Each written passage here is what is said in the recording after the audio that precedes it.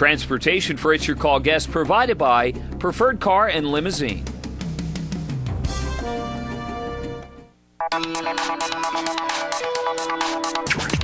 I like how Jon Stewart points out the flaws in America with comedy. Like, it's really good, and it teaches the young people about the politics and all. Jon Stewart. Jon Stewart. I do try to watch Jon Stewart as often as I can. Jon Stewart is my favorite. Rush Limbaugh. I can't stand him. Bill O'Reilly's kind of irritating. I really like Michael Smerconish because he gives both sides of the issue. You know, people think that he's like a real right-wing guy. We're about the same age, and at first I just got hooked on listening to him on the radio. And but I like how he does attack both sides. He's a pro-choice guy, but he does have that sort of, I don't know, pull to the right, but it ends up being in the middle. So it's like right on target. That's what people had to say when we asked them in person what they thought about talk show host today. And it's surprising that that last viewer had those comments about Michael Smerconish. Not so much surprising that she believes that, but because he happens to be here in the studio with us. We did not coach her, I swear. Right hand to God, I did not coach her. She's good for my demographics. We found her just accidentally on the streets. But she's one of the people who said that she likes you because you attack both sides of an issue. You feel that's very important in what you do. I think that it is. I'm not there to indoctrinate. I am not there to browbeat you or any listener.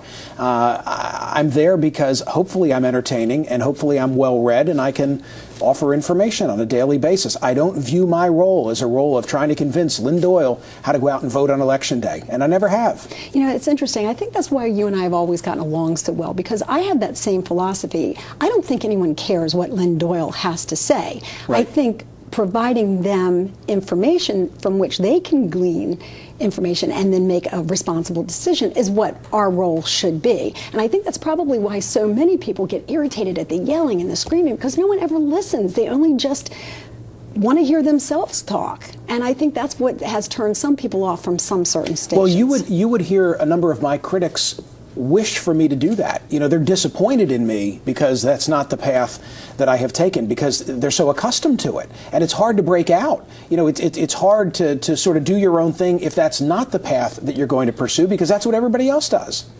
Well, we're going to talk about all of these various talk show hosts coming up in just a moment. But first, I want to go back to the telephone lines because we're joined now by Dave, who is a Facebook friend. Dave, good to have you with us. Hello, Lynn. Thank you for taking my call. You're most welcome. Do you have a question or a comment for Michael Smerconish? Well, I actually had two great ones planned, but he kind of answered them already. So well, come up with a third one then, Dave. Oh, I have a third one I could do.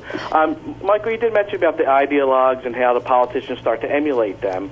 I have a particular concern that I do a lot of work with environmental education, trying to get children to put aside their myopic techno-cocoons of hoodies, the iPods, and texting, and appreciate nature and stewardship and reap the benefits of it. Okay. But when I mention about environment, a lot of people glaze over and they focus on that one issue of global warming, and all the other environmental issues get marginalized. I was wondering if maybe, Michael, your many years of experience, if you can answer why, A, environmental issues have become such a liberal issue instead of a shared issue, since it does affect us all. And how is there a way of turning that around within the general, talkosphere out there? Wow, what a great observation. There was a guy on I share his characterization, and I'd like to try and do something about it. I'm not sure what the answer is, but I'll give you one example. There's a guy who has written a book named Richard Louv, and it's called Last Child in the Woods.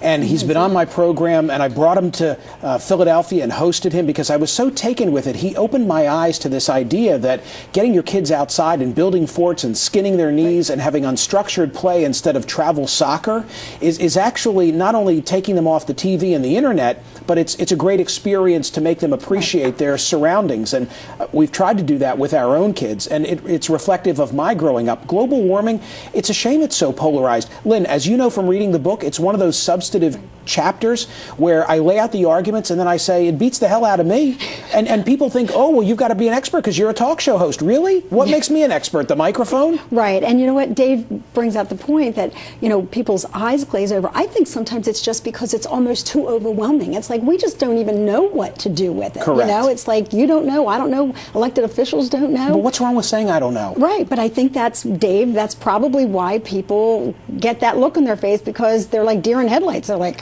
I did a show once at MSNBC, and I was on with Allison Stewart. I remember it so well, and I don't know what the question was, but when they came to her sitting next to me, and after I'd rattled off this soundbite, they looked at her and she said, I don't know. I don't have any idea. I thought, wow, that was so refreshing. Yeah. Why didn't I say that? Because I didn't know either. All right, Dave, I hope that gives you some insight. Yes, it does. I think what we'll do is we just have to try to live by example. Maybe that's a way to Sure. Influence the next generation. Just get outdoors Can I when this show is follow-up? over. No, I'm sorry. I'm out of time, though. But Okay. thanks a lot. I appreciate it. Thank you. We're going to go to our Facebook pages where we have gotten this request from Connie. She has this question for Michael. TV and print journalism is going through seismic changes nationwide. How do you see the way we get our news shaping up, and what will it mean for the industry as a whole? Cool. First, you have to solve global warming, and then you have to find us all a job. I'm worried about newspapers.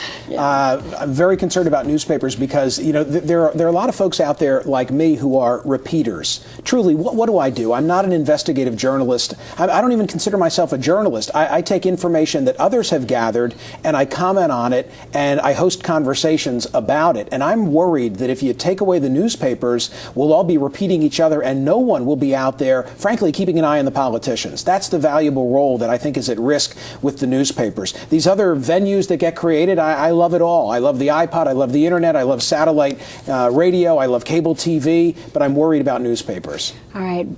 I started my career in the newspaper industry, and I cannot imagine not having a newspaper in the morning with my coffee. Even if I've read things online the night before, Agreed. I still just like to check in. Right. Yeah. It's just the ritual of it. So I'm heartbroken that some of the leaders of the industry have closed their doors. That has just been very, very difficult for me.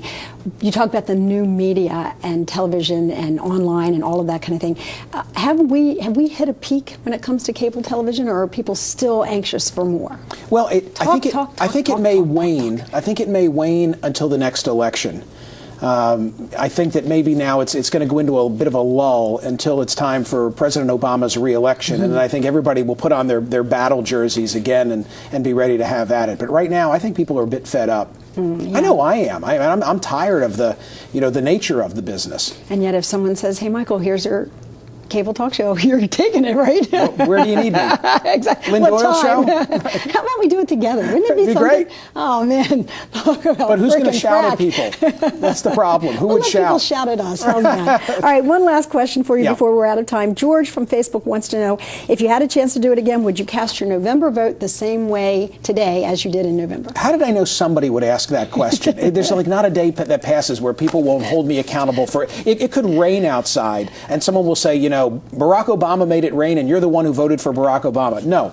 So far, I think there have not been surprises. This is the platform that he ran on. I tried to be clear as to why I was casting my ballot. And by the way, when I cast my ballot, I never told anybody else how they should cast theirs. Right. I said, here's an intensely personal decision.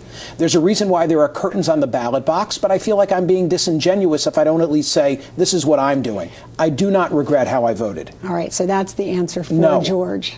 All right, George, thank you very much. And if you were unable to get your question on the air from Facebook, you can email it to us, and we will make sure that we forward it to Michael. And he is like me. He tries to respond to as many people as he can. The book is called Morning Drive, Things I Wish I Knew Before I Started Talking. Michael Smerconish is the author. He's been my special guest. It's been a pleasure to have you back. Thank you so much. Thrilled to be here. Thank you, and best of luck with it.